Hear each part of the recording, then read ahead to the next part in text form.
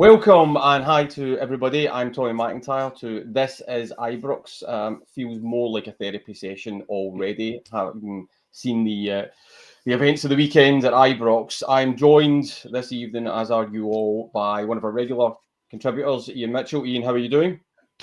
All things considered, I'm okay, mate. Yeah, just a bit calmed down after yesterday, but I'm certain we'll get into that in more detail. Yes, I'm certain everybody's sitting at home with Prozac and drinks and all that good festive feeling for Philippe Clement. But also joined by another good friend of mine and guest contributor this evening, host of the Bunkered Golf podcast, which I think is a roaring success. I think is how it could be called, and author of Gallus, Running the Smoke, and The Ghost of Catherine Park. Friend of the podcast, Michael McEwen. How are you doing, Michael? Good evening, Tommy. Yeah, I'm doing okay, thank you. Delighted to be dipping my toe into the football waters for a change. I'm so used to talking about golf that I'm very much out of my comfort zone here. I'm so much more comfortable writing about football, talking about it. Well, you know, as you know, I can talk about it till the cows come home, but I'll try not to say anything that's going to cause too many problems for this as Ibrox this evening. I'll moderate my true feelings as best I possibly can. Don't worry, the TII lawyer is just out of camera shot here with several empty bottles of whiskey actually at this point in time as well. So I don't know how that's going to go. But don't worry about it. And for the listeners and watchers as well, golf, football, it's all balls. So you stick to that and we'll be absolutely fine. So again, my thanks to everybody joining us on a Sunday evening. Iain, I'm going to turn to you first of all. And I do feel there is a sense of catharsis probably about this particular podcast as well. The words fed up, enough, apathy, anger might all be displayed here. But let's start with Michael Beale. Did we just witness Michael Beale's version 2's moment at the weekend?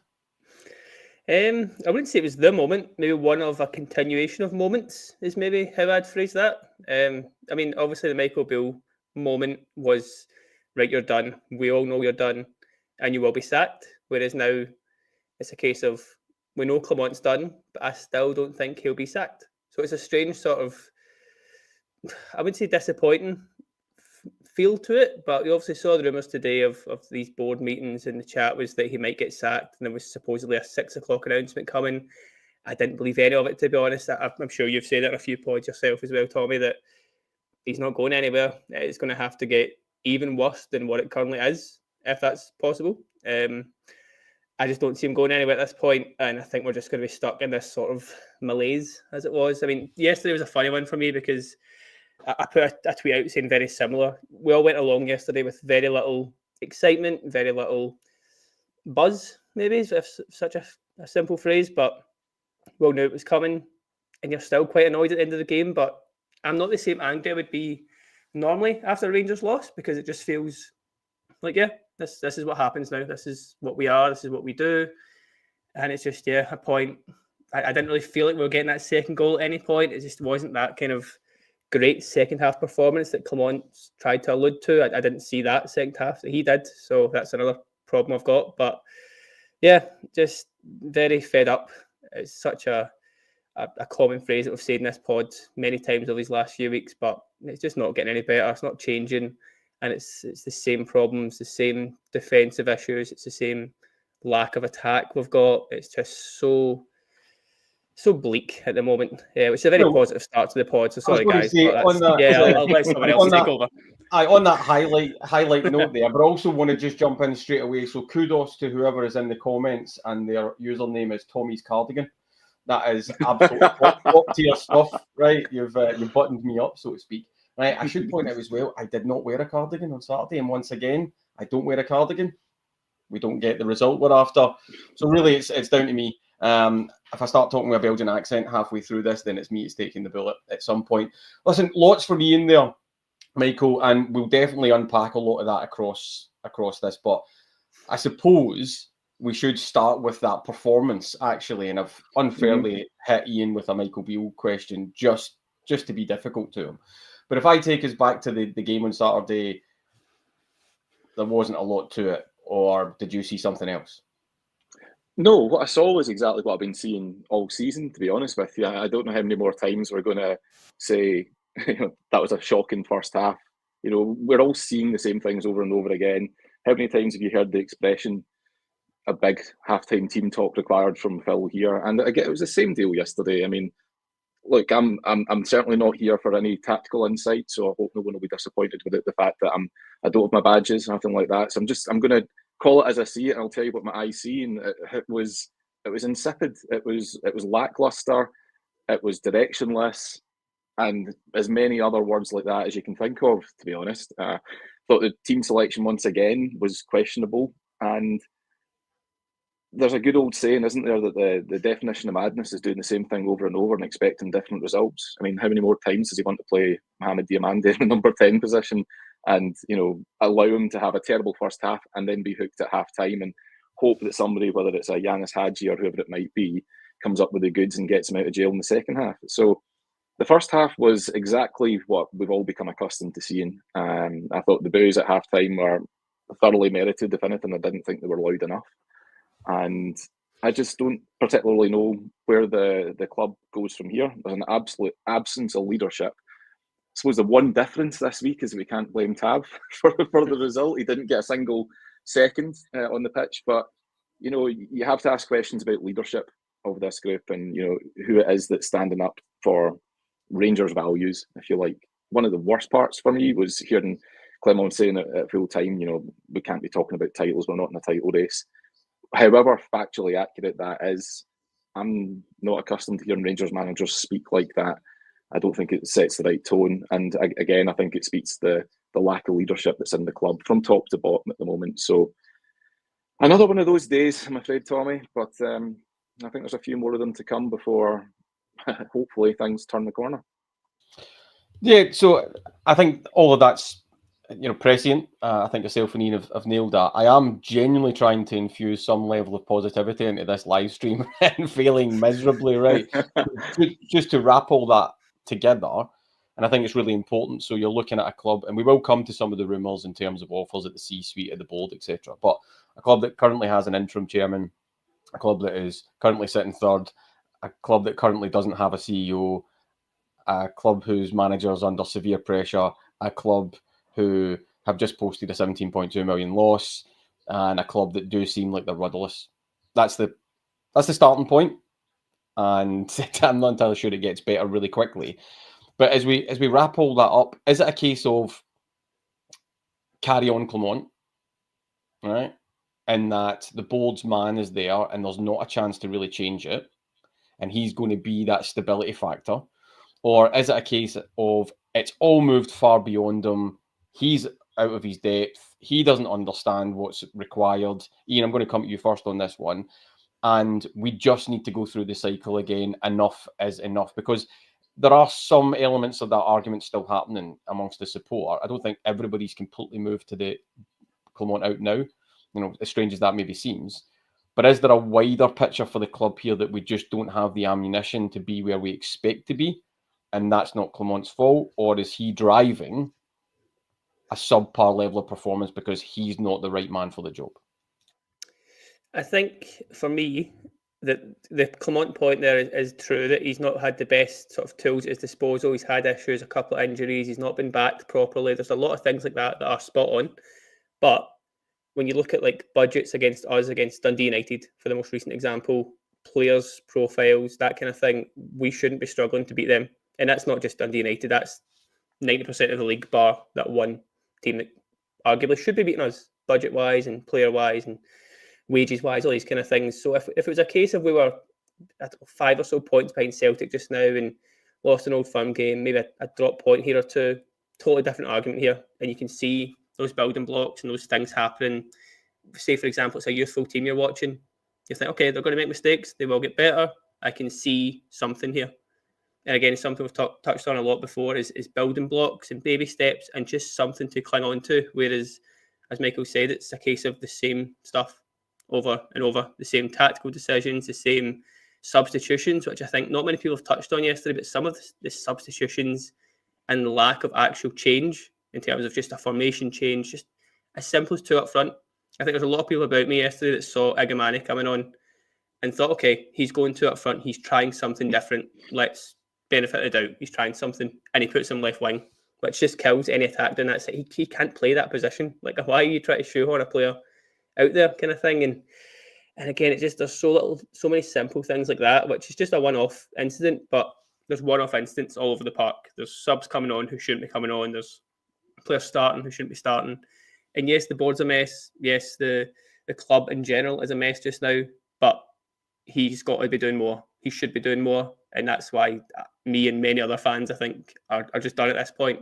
And with the whole CEO and chairman coming in, I think there's a sort of a cheap win they can take straight off the bat, by sacking Clement, which is a bit of a crazy thing to have to come in to day one on your new job and that profile and sack the manager. But I think it gets some fans on side, given how sort of negative and how against the manager a lot of fans are at this point. Michael, I saw a lot of nodding of the head there. Do you want to come in? Yeah, absolutely. I mean, look, I think that to your point about, is Clement being hamstrung by the squad that he's got and the stuff that's going on off the pitch, or is he simply the wrong man for the job? I mean, I think both things can be true. He's certainly not had the... I certainly don't think he is doing the job that he came in believing he was going to be doing. I think he's been doing a hell of a lot more. But I'll be honest, I'm not really bothered about who it is that's in charge of the spreadsheets. I'm not bothered about who it is that's in charge of booking the buses and whatnot or anything like that. Philippe Clement will be judged on Rangers results and nothing else. And the results aren't good enough. And what compounds that is that the performances aren't good enough.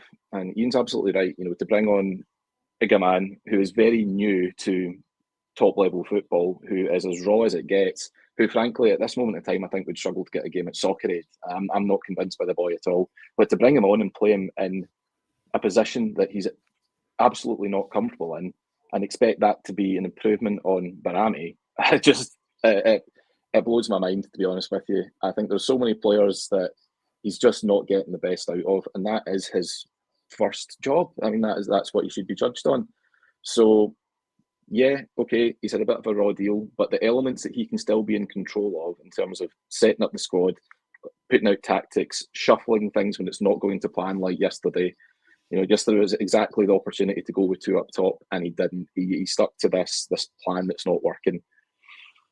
I'll be honest, I've seen enough. I've seen enough. I don't believe that he's going to turn us around. I genuinely don't believe that he has the ability to turn us around. I think whenever I see the guy, he looks spooked. He looks scared. Compare and contrast with 12 months ago. When he looked like a commanding presence, and when he spoke, you thought, okay, he's saying stuff that I can buy into. Now, every time he speaks, I just cringe. So I think he looks out his depth. I don't think he's got the wherewithal to turn it around. No matter the bin fire he inherited, he should still be able to get results and performances out of those players, and he's not. So I'd like to think that when certain positions are filled, to Ian's point, one of their first points of action will be to cut our losses and get rid. How are we able to? Can we afford to be paying him off just now? That's a different matter. We'd be paying off, 3 managers simultaneously? That's not a good look either. But it's not going to improve as long as he's there. I genuinely believe it's not. Well, at least we've got that consistency of paying out money for people that we've let go after this cycle, and we are caught in that. So maybe to you and Iain, feel free to jump in whenever, but also to the watchers and then listeners as well. Throw me names then. You've got your finger on the trigger. You've sent the P45 in. Who comes in? Well, I mean, a lot of that depends, Tommy, on how much money is available. And, we don't know that. I mean, if you believe Twitter, then, according to certain social media users, we're on the brink of administration all over again. If you believe other people, then there's benefactors sitting there just ready to give money when the time is right and when the seats are filled. So the truth is, nobody really knows what the state of play is in terms of Rangers finances. We can deduce it's not great. So I've heard every name under the sun being mentioned, from Ruud van Nistelrooy until the end of the season, which I think would be highly ambitious, and I've got reservations about because I don't think the guy's got a huge amount of pedigree. To Steven Gerrard coming back, to Derek McInnes. I mean, there's so many options being thrown about. This will sound absolutely mental, I'm sure, to a lot of people who are listening, but of all the names kicking about at the moment, Steven Gerrard feels like possibly the best bet. So would you, Iain, jump in the DeLorean and go back to get Stevie G? Can he bring Ryan Kent back with him? Because then I'm on board. That was my good times. No, the fact is that none of those names are like sparkling excitement in me, to be honest. But at the same time, I'm sort of in the anyone but Clement train. Mhm. Like I just don't want to see this anymore. So if it's a Stephen Davis, a Kevin Thompson, and some kind of interim basis, like it's not great in terms of those guys' experience and that stuff. And I don't love the idea of someone who has a connection to a lot of these players. Like, does that just bring Tav back in? Does that sort of start this loyalty thing again? I'd much rather a sort of clean, fresh approach. Kevin Muscat is the big one for me that I think we dropped the ball on last year. And again, that's obviously in hindsight, but from what he's done from then to now, it's win another title with fast attacking, dominant football. I know the Chinese season's just finished. I don't know what his contract situation is exactly, but that's someone you would have to assume would want a move sort of over to Britain, a bit more glamour, a bit more chance of probably getting the Ange Postecoglou route down to the Premier League. I think that's what I would be trying to kind of hone in on anyway, if that was at all possible. But at the same time, if it just has someone interim now until the end of the season, I think we're all sort of writing this season off already from a league point of view anyway. So is it just a case of getting by until then without Clement, with a bit of freshness? It would do for me, to be honest. I'd rather see that than Clement carry on this dull football that we're watching at the moment. So I just wanted to jump on some of that. So there's a comment in the section here from Jim Cunningham where he points to, we're blaming the manager when the players aren't good enough. And I am interested on, there's a couple of managers now, and they've had a crack with players, and they've tried to move players on, etc. Is it solely the managers, or is there just some sort of deep rot within the Rangers dressing room that needs to be cut out root and branch? Again, there's a bit of the truth in both the points, isn't there? It's the manager, and the players have to take some responsibility as well. Like I said earlier, Tommy, I think that one of the biggest problems we've got is a total lack of leadership. And you always hear football clubs and football fans talk about the senior players in the group. Who are they at Rangers just now? Like, James Tavernier is the senior player, but who are the other senior players? Like, Connor Goldson's gone, but the vice captaincy seems to have fallen to Jack Butland. So okay, there's another one. Then after that, who are we looking to? Like, I genuinely don't know. I mean, is it supposed to be Connor Barron? Is it supposed to be John Suter? We're looking for people who are, I hate to say it, but chest out, a bit vocal, a bit animated, who are going to just bring something extra, have that extra dimension. And none of them have it. I'm sorry, none of them have it. I think Jim makes a good point, but where I would slightly disagree with him is that, is it not worth playing players in the right positions and then judging them? You can't stick Egeman on the left wing. You shouldn't be sticking Barami on the left wing either. That's not the boy's position. I mean, he's a number 10 all day long. Diamande thinks he's a number 10, but I don't see it in the slightest. You've got somebody like Janis Hagi who comes on yesterday and just changes the game. The way he receives the ball, he's looking to turn and move and play with a bit of dynamism, a bit of speed. Everything's so pedestrian. And I think that has to fall at the manager's feet. So can players play better? Yes. But maybe they'd stand a fighting chance if they had a better manager, someone a bit more tactical now, someone who's a bit more inspirational, doing that part of the job. And as I say, a couple extra leaders in the group wouldn't go amiss either. So carrying on with that positivity, I turn to you here, Iain, as well. Just some of those points that Michael makes that really resonate with me, and I agree with them in terms of that leadership part. And the club does seem a little bit rudderless across the board. So that's the Plains squad, right, who have underperformed, and the manager's under pressure, and he's being beaten up by some of those comments coming back to haunt him, like this will be when you see the best version of his team, and then when he first came in, you won't see safe passing across the pitch and stuff like that. And we could pick up on individual players like your Robin Proppers, who's been brought in as a previous captain at his club, and then that type of thing.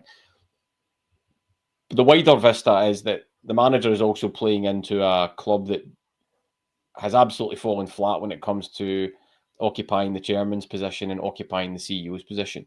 How important do you think that has been in terms of the negativity surrounding the club, the lack of leadership, the lack of vocal leadership and public leadership in those positions not being filled? I get that point completely. And ideally, we'd have a structure in charge where every sort of senior member of staff, whether it's CEO, your chief scouts, your chairman, all these people are in role for multiple years and you're building a proper, strong foundation. I think any big club needs that. But if we were winning on the pitch, no one cares about that stuff. It's just fact. If we are winning games, top of the league, challenging for titles, winning trophies, couldn't care less who the CEO is, couldn't care less who the chairman is, doesn't matter. And I think most fans are like that. And yes, that's sort of an easy answer because that's just sounding like I'm blaming everything on Clement, which it's certainly not. But if we look at like signings, for example, if it's come in, people sort of blame Koppen for that. People blame Clement. I think every signing that's come in has made sense. I think every one of them I was quite happy with on paper coming in.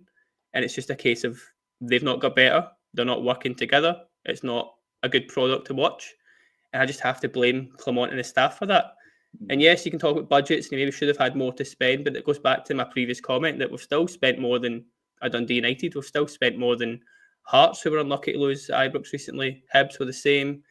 The away form's ridiculous, yet all these teams were playing, bar one, have no budget at all compared to what we have. They're not paying wages like we are. And yet you're like that little break there is a perfect example for me because the Clement's had 2 weeks in the training ground with the bulk of that squad, maybe what Czerny, Badrami, Barron aside, one or two others I'll be forgetting, I'm sure, but the bulk of that squad was sitting there with Clement for at least a solid week. Work on stuff, work on tactics, work on corners. We've had, I think I saw 75 corners this season and not scored one. Like, how is that possible? Like, that's so bizarre to me that we just take a corner and lump it in and hope for the best.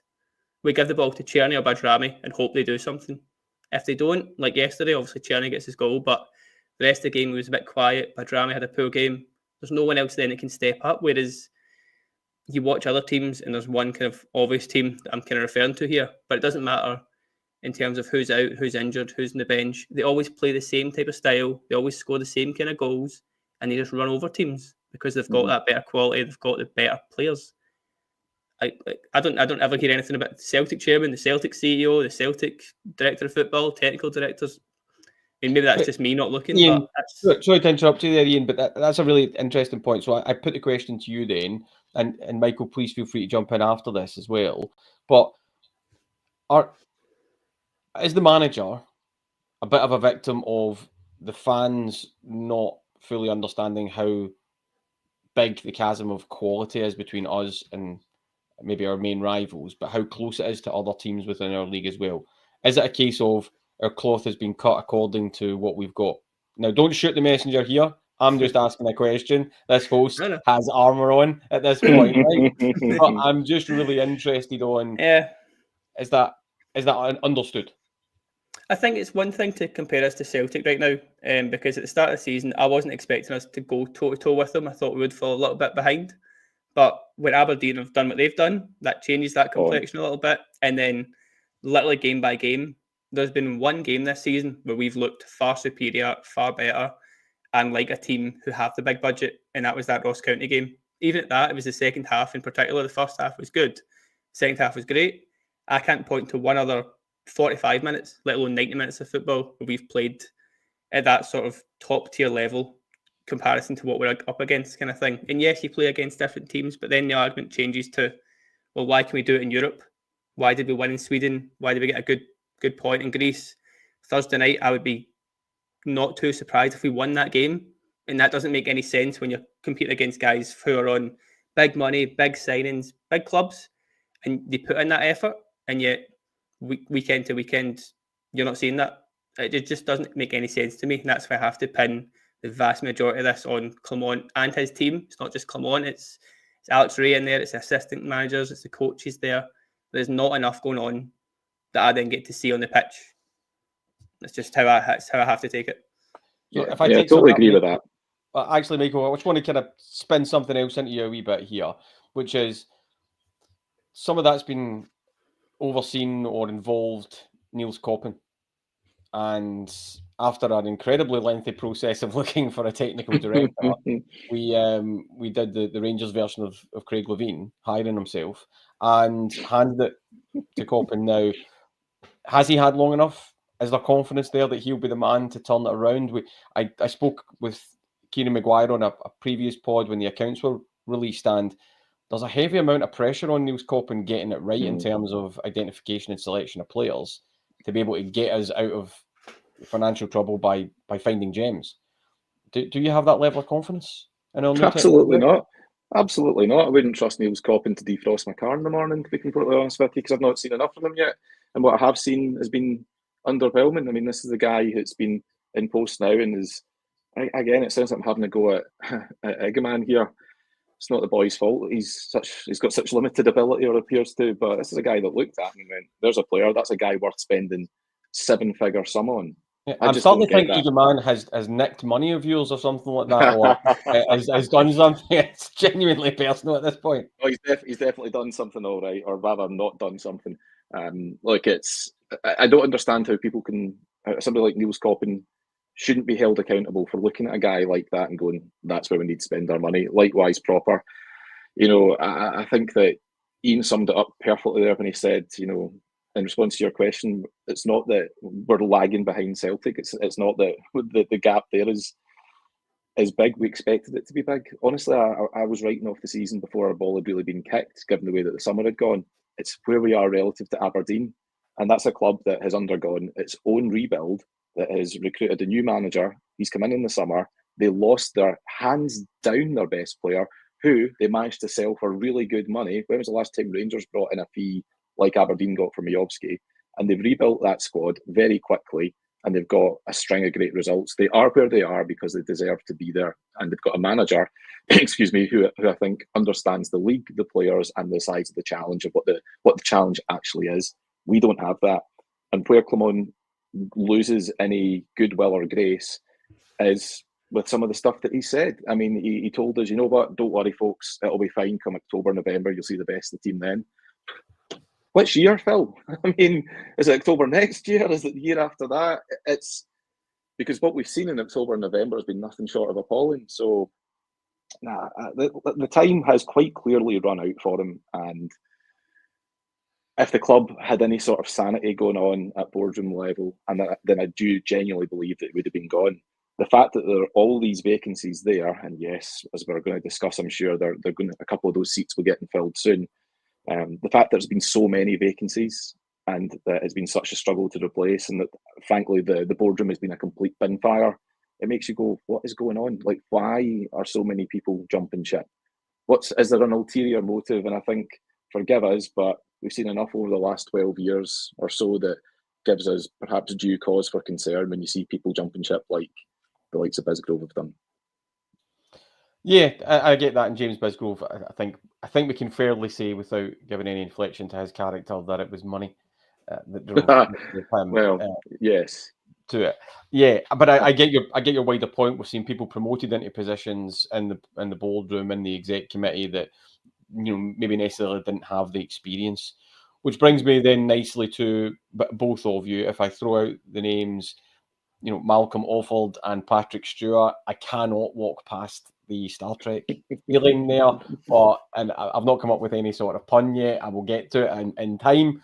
But at this point, are those the types of caliber of people that we should be looking at? Do they bring any level of quality? Obviously, you've got Lord Offord of Garville, a previous MP, in and around the government, committee member, etc. And then you've got Stewart, who was in at Man United, but hasn't actually held the CEO position there with any great regard in terms of his experience. So, maybe I'll start with you on this one, Michael. Is that something that's pleasing to see, if those are the types of people that are coming in, or is it much of a muchness at this point in time? And back to your original point about get it right on the pitch. It's that, to be honest. It's great that there are people coming in to fill these seats. Are the right people short, medium, or long term? Well, nobody really knows yet. I mean, Lord Offord of Garville, listen, I'm sorry, that's doing nothing for me. I'd take Count Binface at the moment if it meant getting some work done. I do believe he knocked us back. Actually, we couldn't quite get to the level. Don't blame him.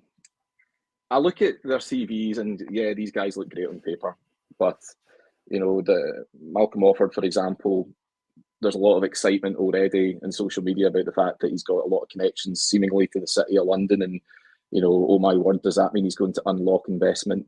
Well, you'd like to think so, wouldn't you? But it's a different story when you're actually in post. So I really don't know what to make of either of them.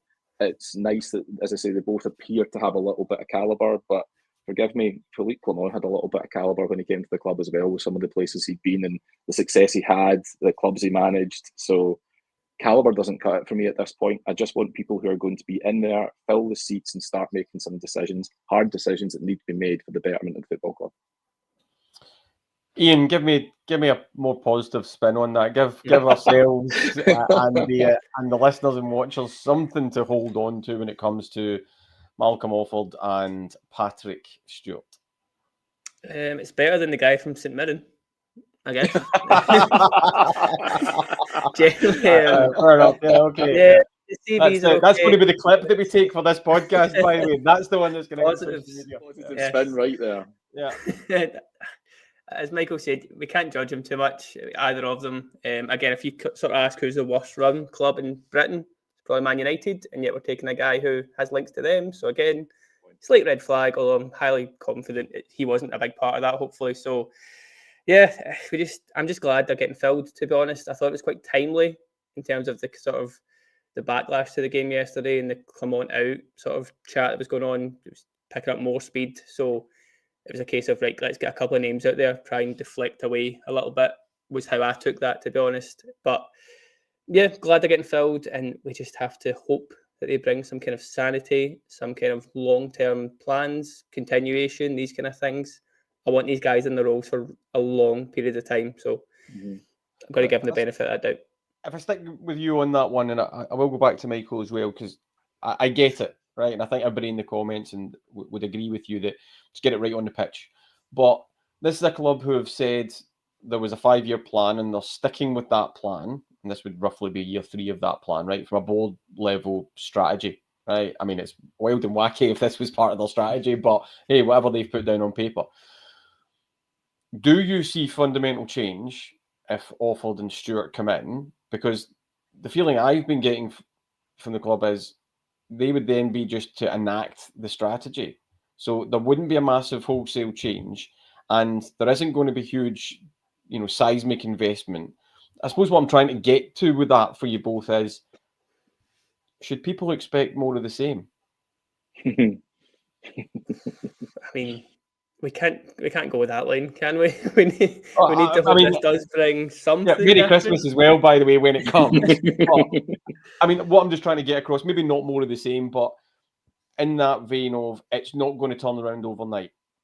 Yeah, and we're stuck with this squad because we've invested. I think Clement spent the best part of 10 million, on the likes of some of his players, your Propers, your Diomandis. We've still got the deal to obviously buy Igamans. Yeah, Igaman. There's been money that went out the door. Yep. Whether it's been spent correctly, question mark, right? And I'm certainly not defending the board there. I don't want anybody to read it that way. A board that's went slightly missing, and people can talk about the fact that maybe some of the relationships at the boardroom level aren't working optimally either at this point in time. But I'm just coming back to you that with the support, wanting Clement gone to a large degree, fair enough. The question mark over who would come in to do that, working with a new CEO and a new chairman, facing into a winter window, which is never the best to try and transform a team. I mean, it's going to be a rocky end to the season. Am I right? Yeah. There's no chance these two guys come in and suddenly everything's great. Like that's fact. I think a big part of this season is just trying to get some of those very early building blocks put in place for the next 5-year plan and for the next few years at very least. And whether that's going to be a new manager, a new coaching team, a new chairman, all these kind of things, just something that sticks around and something that has some positives to it. And I think a lot of people do slate sort of Koppen signings, Clement signings, but I do go back to it. I think the signings make sense for a long-term vision. When you think of guys like Jeffrey, will be here for a while, hopefully get better, sell on. Barron, I think, could be here for a number of years. There's things in there and some small snippets of positives for me that these guys, I think, can become good Rangers players. They just need surrounded by better. And then if that's a case of getting a few out the door, like if I talk for January's sake, if we could get rid of Dessers and Tav and bring in a couple of players for the first team, I think we're immediately making a good improvement, not only for the playing side of it, but from the fans' point of view, a bit of freshness, a bit of change. And again, if that's a manager change, I don't think it would be the worst thing, to be honest. So I think that's something we're going to have to just try and see what happens, as much of that's a kind of cop out in a way. I just think we need to see a bit different at every sort of level at the club at this point. Thoroughly disappointed you didn't manage to get a Koppen out pun in there, to be honest. You must I like try it. harder. I like Koppen, so I'm going to sit on his side. Okay, B plus for that one then.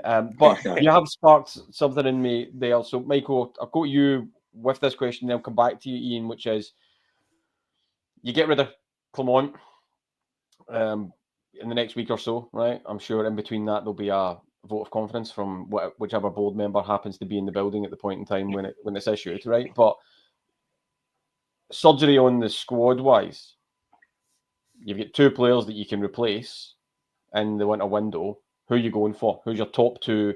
I need them out and I need somebody else in. Well, it's quite clear we need another striker in, because Dessers is not it. I know that there's an awful lot of spin out there again on social media about his numbers and so on, and he and Clement have clearly had a conversation about it and agreed on what the party line is, which is, if I was scoring every chance I got, I wouldn't be at Rangers and all that sort of nonsense. The fact of the matter is that at Rangers you need a striker who's going to score in the big games. And if you look at Cyril Dessers, I looked at these numbers maybe a couple of weeks or so ago, so they might be ever so fractionally out of date now. But of the 24 or so league goals that he'd scored, I think I'm right in saying 6 or so, up to that point, 6 or so were against teams who were in the top 6 at the time. So the guy's a flat track bully. You know, he's good for a double against teams that are struggling at the bottom end of the table. Just also have it noted, he's never scored a hat-trick for Rangers yet either, which is a bit of an indictment for a number 9. So at least I believe that. I can't think of a time when he scored a hat-trick. So quite clearly, we need somebody else in there, because he's not the answer, and Danilo we can't count on because the boy's made of biscuits. Egeman, I think I've said my piece on him. So we quite clearly need Dessers out and somebody else to come in. Who that is, genuinely don't have a clue at this point in time, because again, I don't really know what sort of money we've got, and I think the whole Shankland hysteria has died down when people have realised that actually, you know what, maybe just hit a bit of a, I was going to say purple patch, maybe a maroon patch last season. Hasn't really kicked on this year. Then you're asking me about another one I'd get rid of.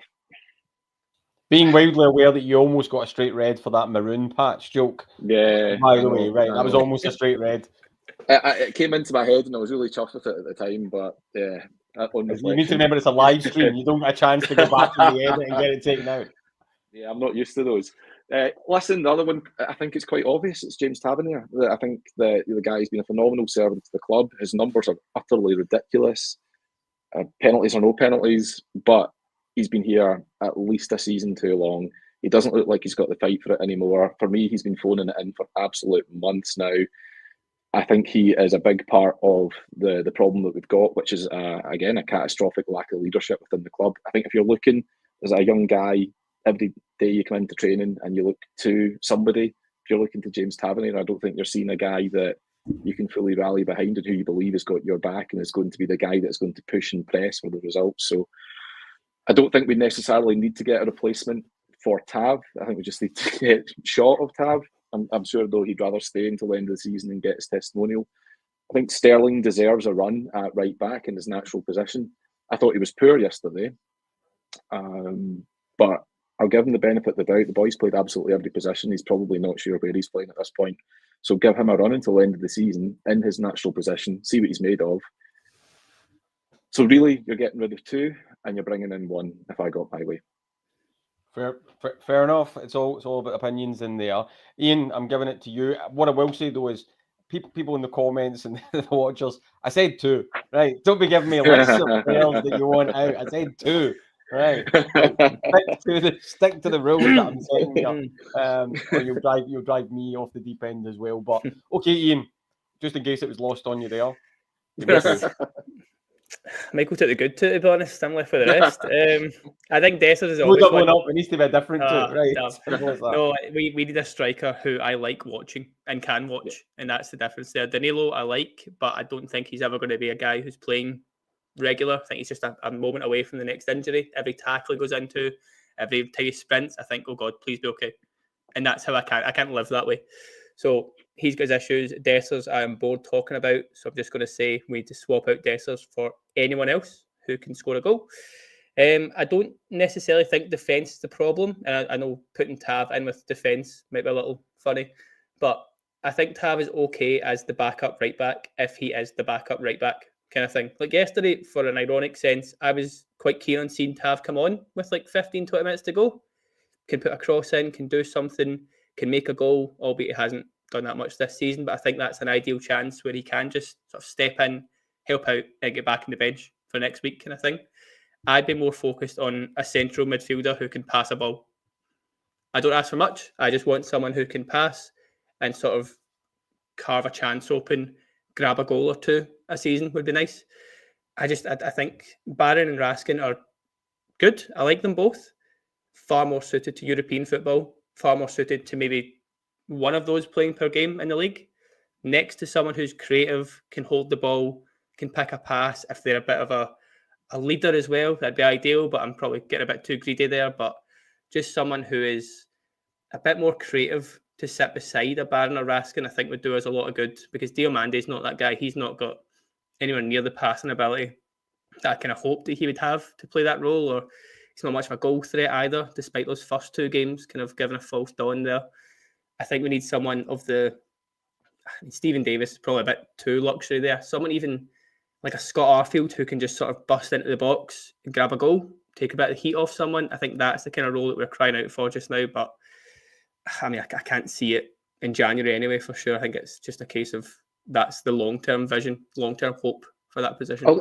I'll say this to you guys, though. I mean, this will sound absolutely crazy considering that I think the guy is what we're looking for right now. But if we're talking about moving players on in January, and then with new chairman and new CEO coming in, if we're going to be the club that we need to be and get into a better trading model, then arguably the player that we need to shift on in January more than anyone else is Janis Hagi, because there might actually be a little bit of money in that transfer. You know what I mean? It's he's clearly a very talented player, but I don't think there's anything new that we have to see from him. He's just the best solution that we've got right now because it's better than all the other alternatives. But the guy's playing for Romania. He's an international. He's just come back from the Euros where he played very well. If we're going to show any kind of green shoots of moving on to the player trading model and bringing good money in for players that we think we should be moving towards, then that's where you start. I don't want to see him go, but who wants to see good players leave? Nobody. That's why we didn't want to see Morelos and Kent leave at their best. They should have, though. So I would make the case for moving him on, because this season's a write-off anyway. So we may as well get a couple of million if we can. It's an interesting one because assets are thin on the ground, sellable assets. So I get your point. I get your point there. And do remember to jot your stuff down and get your letter off to Santa in time at the North Pole for what we're all asking for. And that goes for everybody else out there as well. Get your letters in. I know we've spoken about the likes of Offord and Stewart, etc. But I don't want to walk past the board. Right, what's left of them, right? And do we feel that we are absolutely in a mess because of the board? Do we feel that we're in a mess partly because of the board and the fact that they've not made it clear about just how difficult our challenges are right now to get people over the line? Or are they not culpable in any way, shape or form? Spoiler alert, option 3 is not a real option, right? And that's definitely just thrown out there as a straw man. But I want to speak to the likes of, the Parks, the investors, the people who've been on the ground in the boardroom. Have they done enough to actually put us in a decent position, or is it all just fire after fire after fire after wrong decision after wrong decision? Iain, you get first up on the carousel of calamity on that one. Thank you. What an honour. I just feel it's quite I'm going to sound bad here, but harsh to blame the investor side of it, because these guys have lost millions over the years putting in the money that's kept us going. Basically, I mean, you think of the money that we had available post sort of 55, post the Europa League run, the Patterson, the Bassey sales. There was money there at a time which we could have reinvested and been in a very strong position just now. And that's where it gets a bit confusing for me, because I don't know who has made decisions at that point in terms of who was in charge and who was the main man or the main men at the time. So I can't blame my sort of feelings on one person, but I just feel like there's been too many multitude of mistakes at every level, sort of playing level, coaching level, managerial level, board level, that there's not just one group to blame at this point. It's been this catastrophic mess from top to bottom. And yes, that's where it could leak back to, well, you blame the guy at the top. That's where how any company works. If things are failing, the guy at the top's in trouble. He's the one at fault. But I still think there's been enough money given to every manager at this point that we should have been doing better over the years. We said it as well. We maybe can't compete with Celtic budget-wise, but that's because of the success Celtic have had at the result of us failing. But we could have won the league last year. It wasn't insane at one point, and suddenly we have this war chest of funds available. Likewise, we could have sold Morelos and Kent at a better time, banked 15, 20 million at their peak. Again, that's money that could have gone again, brought in younger talent, started in model. There's so many things that have gone wrong that if we just try and base it on what's killing us just now, I just can't get past its managerial level. And yes, that's been a bit too closed-minded, I do think, but it's just who I'm going to be sort of placing my blame at as for this moment. Michael? Yeah, I would have to agree with that. I mean, I think that a good board is a board that you don't talk about and that you don't hear much about, but they always come in for criticism when results aren't going the right way. I mean, you only have to look back. I think even at one point last season across the city, Peter Lawwell was getting all kinds of grief from Celtic fans, maybe even at the start of this season, I think it was, because results weren't going the right way. And I think that just invites, bad results invite more scrutiny across the board. Excuse the expression. So I can't really knock the investors. They're the guys that are ponying up, and it's very hard to find fault with people who are prepared to throw good money at bad, which is what we are. In terms of the dynamics of the board, without having sat in on any meetings, I come back to my previous point. It's the fact that there seems to be they're not united quite clearly because, well, how else do you explain so many positions being made vacant all at the one time? There's clearly disharmony at boardroom level, and I think the very least that you can expect is that, okay, they're not going to agree on every decision, but they will agree to disagree from time to time, and I don't see that with the Rangers board at all. I think there's groups that are very much set in their ways and they expect certain things and they demand things are done a certain way, and then the group across the table from them are the exact same about something that's 180 degrees different. So we don't have, I think, the right people around the table. Too many vacancies, but again, as Iain said, fans don't care about that if the results are going well. You can put up with a lot of grief. I mean, look at Liverpool right now. What are they? 8 points clear at the top of the English Premier League tonight. No one's talking about their board, and it could be an absolute bin fire again for all we know. There could be disharmony and whatnot. No one's talking about it because the team's performing well. That, as a fan, is my first and really my only concern is how are we doing on the pitch? And we're not doing well enough. And, it kind of comes, I guess, back to a couple of things. Is Nils Koppen to blame for the bad recruitment? Or is Philippe Clement to blame for not getting the best out of those good players that he's brought in? So either they're bad players that have been brought in by Nils Koppen, or they're good players that Phil Clement can't get a tune out of. Either way, someone's to blame. And one of them has just been promoted and given all these new extra responsibilities, and the other one appears to be bulletproof at this moment in time. That gives you absolutely no confidence about, never mind the rest of the season. It doesn't give you any confidence about the season beyond that. It's a mess. It's an absolute shambles. And certainly the club behind the scenes tonight were pretty vociferous that Philippe Clement was not for the chop, with outright denials as well from them. So I'll stick with you for a second. Tommy, but what's the logic there though? Why are there's one bit of logic that I can piece together with all this, and it's the run of fixtures in particular, the middle of December, run of fixtures. There's not many managers who look at that Spurs Celtic and then 2 weeks later Celtic again and think, well, I'll get into that. That sounds fun. That's a great start. Yeah, that's a good point. The cynic in me sees those games as Clement's.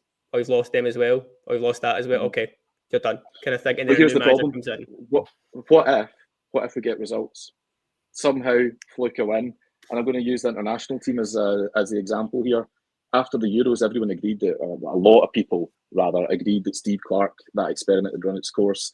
Thanks very much for taking us to the 2 Euros, Craig, but you're not taking us any further and you're not getting the best out of the best squad we've had in a generation. Time to go.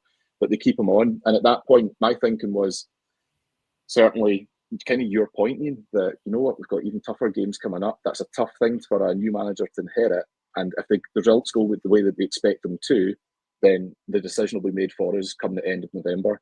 But here it is again. We've got those green shoots of actually maybe he's onto something, but I don't think he is. It's so the Eric what Ten if Hag Clement FA wins a Cup League final. Cup? Yeah, that's it. It's the exact same. It's kicking the can down the road, and I don't think that's the right thing. We have by this point surely seen enough. And I think there's lots bound up in that. So I'll switch to you then, Iain, for a second, right? And I think the logic is somewhere in between what you've just both covered there, right? And there's a lot that goes on before a decision is also triggered to sack a manager. Generally involves a legal team somewhere, right? And it's nice to see that from the outside, having not been subject to the legal team chapping my door for a while, right? But give me one bit of positivity, Iain. And Michael, forewarned, I'm going to come to you with the same question in a minute. So, yeah, Iain, you're getting the short straw. Give me something. Give the watchers and the listeners something to hold on to as well. Where's the light at the end of your tunnel? The one thing that I did try and defend Clement for, I think it was last week's pod, was saying about how he's never had his dream first 11 at any point. The whole sort of left wing issue has always been a bit of a problem when you're a player who manager who relies on his wingers to contribute. And he's never had Cortez, Bajrami, Czerny and Danilo as a front four. And I think I think it was JB I was talking to on was it last Wednesday there about the fact that that's an exciting front four. And if you suddenly just put a bit of that jigsaw together, we could see something just click into space. I don't think that's happening. I think that's living in dream world a little bit, but it is something Clement could cling on to. And if he's talking about Cortez is just around the corner, he's a week or two away, do we see that changing anything? I mean, like I say, it's clinging on to the smallest shred of hope known to man. Yeah. But there's something there that could maybe defend him in a sense. And if he comes back and he gets a couple of goals, we see Bajrami in number 10 position. You try and fix the little problems we have, sort of the big problems we have, I should say. But maybe that's something that we can see a bit of hope in. Okay. I think there's more chance with that. Cortez just round the corner. He's just round the corner waiting on his taxi at the airport. I think maybe the point. But I get where you're coming from with that potential excitement up top if we actually nail it down. It's a fair point, Iain. Michael, the wheels come around. Give me some positivity. We're back at Ibrox. I mean, for whatever that's worth, I mean, that feels good. I mean, we're not spending money renting out a stadium that we shouldn't need to rent out. So that's good. Jack Butland is saying the sort of things that you want to hear from a leader in the group that's been wildly absent for the last year or so. And more to the point, is fronting up after matches and not just giving it, obviously disappointed. I thought he spoke fantastically well in his interview with Rangers TV yesterday. Certainly spoke a lot more sense than Philippe Clement did. Danilo looks like he might be fit for some kind of period of time. I mean, listen, I'm clinging on to straws here. What are the positives? That we're almost halfway through this season, and come the end of it, there'll be the sweet relief of 2 months off in the summer where we don't have to worry so much about the state of the club. I hate my debut on TII, which I love. I think what you guys do is fantastic. I hate the fact that I've come on as Debbie Downer, but I'm just trying to be realistic. It's not a good position that we're in, and for a club like Rangers to be sitting trying to scrape together any positives that we've seen so far. I mean, okay, fine, we're in a cup final. Hooray. Exciting times away. It's well, I think we're probably looking good for the top 6. How about that? Gee, right there. we're going to definitely stop there. And I should, kind words there. I should remind everybody, particularly those of a golf fan perspective that that you do host the Bunkered podcast as well. I'm generally cheerier on that. Yeah, and it's top tier stuff. So I do point people in that direction as well. And it's golf, so it's not football, so you're not in the same patch as us, and you're not competition. So I'm always happy. I'm always happy to do that. But okay, I'm conscious that we probably draw this positivity fest to a close this evening as well, because it's just been so positive that I feel like going and sitting in a dark room just to get the excitement out of my blood.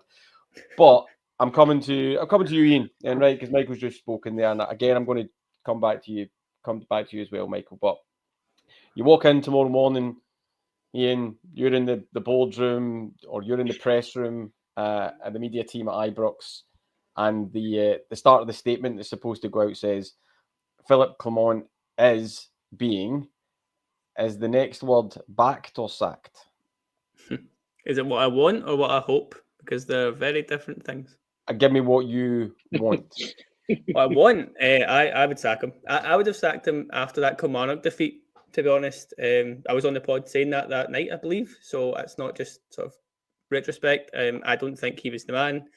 I think he has lost the dressing room, to quote one of the most famous football phrases there. I think he's lost the fans. I don't think there's any turnaround here, because even if we do go on a mazy run here of winning games, we're all just going to be saying or waiting for that next loss. And, I told you so, I knew this guy wasn't the one, kind of thing. And when you get to that stage, for me, it's over. I think we change it now. We've got a window coming up where we can maybe shift a few out, get a couple of players in. I would sack him. Again, it will be harsh in some angles. He's not been back. There's all this kind of argument, but what we're seeing isn't good enough. It's not changing. He's not changing. And I think we have to get rid. Michael, you're sitting there at the, I don't know, do people still use typewriters, laptops, whatever, tablets? Right? I'm certain the Rangers could drive people to a lot of tablets. But what are you writing in there? Philippe Clement is being reluctantly released from the remainder of his contract to accept the vacancy at the Belgian national team, and they have kindly paid us €3 million for the privilege. Listen, it's a horrible thing to talk about people losing their jobs, no matter who they are, no matter how wealthy they are, and I take absolutely no pleasure whatsoever in calling for anybody to lose their job. I think that's grim, and I think karma can come back and bite you. But I will take it. I will take that bite square on the bahookie if it means that the club starts to get on a better footing, because we're going nowhere with Philippe Clement. Thanks for the last 12 months. It's been a roller coaster. We'll see you down the line somewhere, Phil. I think those are fair comments, gentlemen. So what we'll do is we'll wrap up there. We'll say thanks to everybody who has joined us. Thanks to all the listeners and watchers. Ian, thank you very much for your company as always. Michael, thanks very much for your debut on TII. We'll look forward to Thank you getting for having me. Really soon. Yeah, most welcome. And the team will be along during the week to speak about Nice and where we go from there. From me, from the team, bye for now.